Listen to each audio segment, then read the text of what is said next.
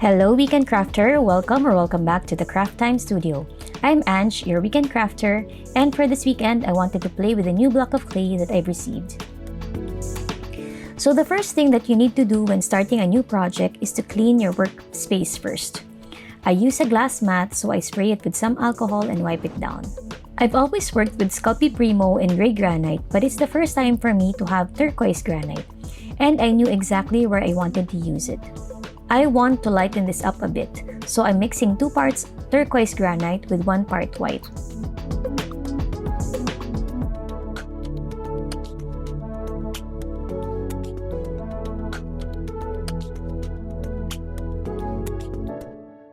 The next challenge is to roll this out into the number 7 setting. I'm doing a notebook cover, and similar to when I make bookmarks, I want to make my cover thin so that it won't make the notebook too heavy. Don't worry about it breaking because if you baked your pieces properly, it will be able to bend. But it's pretty tricky to roll out a big but thin piece of slab and to get rid of all the air bubbles. And as you can see, I have to carefully lift the slab a couple of times just to make sure that I try my best to remove the air bubbles. Next, I make a template of the cover and use this to remove the excess clay. I just use my tissue blade and go around the piece.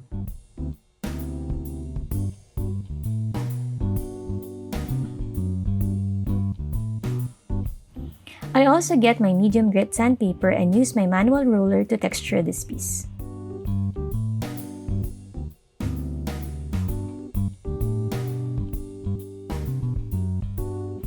Now that my slab has been textured, I need to find the center because I do want to make the center the focal point of this slab.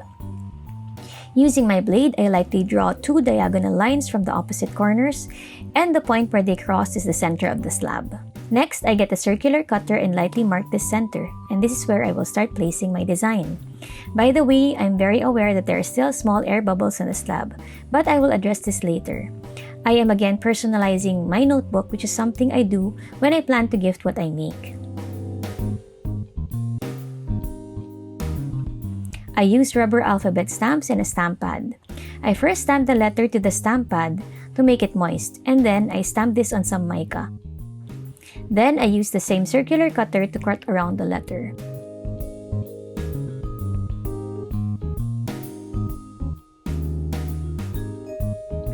I then set this aside to make room for decorating my slab.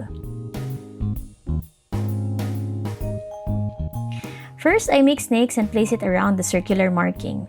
I alternate using shorter and longer snakes.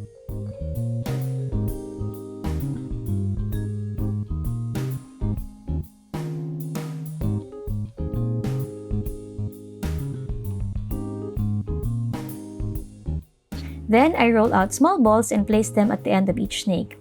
I press these down lightly and also punch a hole on each ball with my detail needle.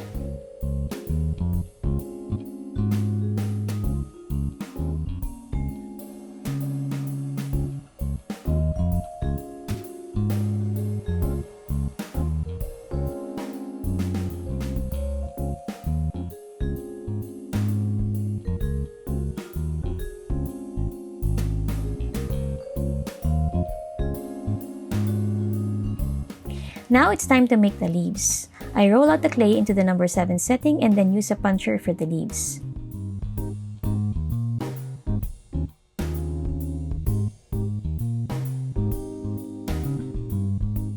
I also punch out the different flowers. I like working with all the punched pieces surrounding me so that it feels more organized.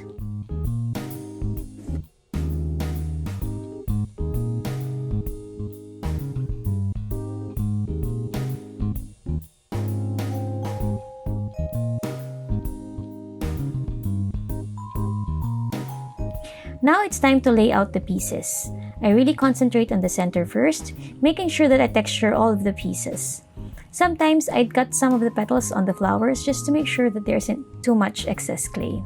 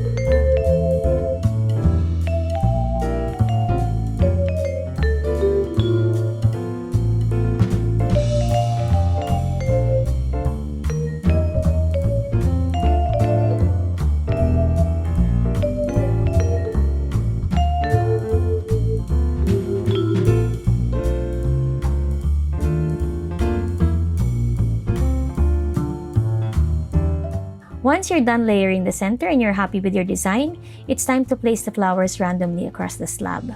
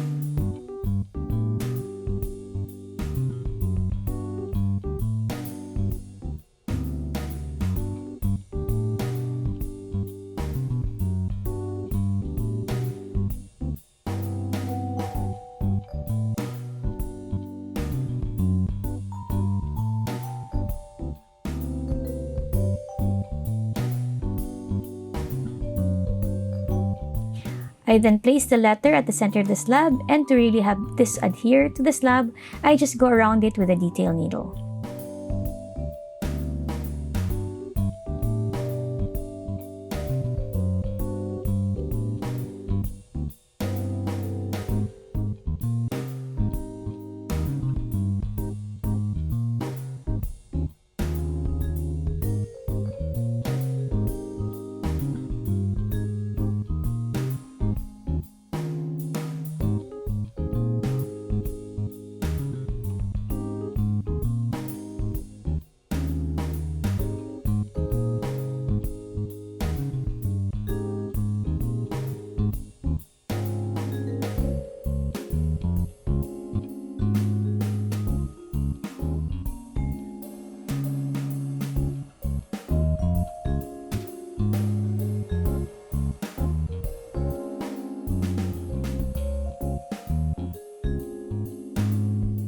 And to address the small air pockets, I just use my needle and make a cluster of 3 dots that also form part of the design.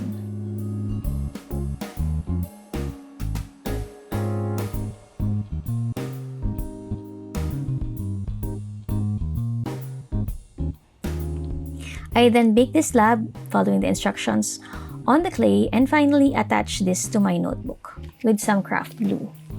And that is it for today's tutorial. I hope that you learned something or just had a relaxing time with me. See you again next weekend. Have a crafty weekend. Bye!